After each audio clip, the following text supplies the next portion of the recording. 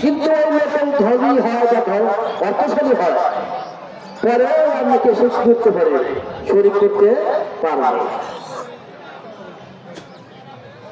যে পশু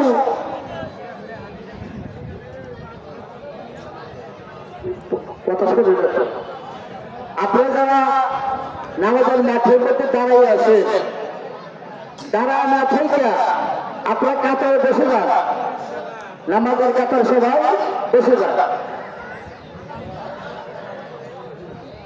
এইভাবে আমাদের কি করতে হবে? কোরবানি করছে,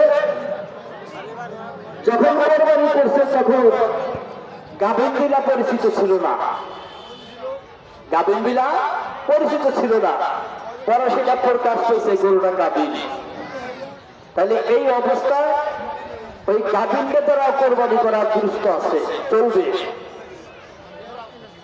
ওটার মধ্যে তিনটি বাচ্চা জীবিত পাওয়া যায়, সেটাকেও আল্লাহর নামে জবাই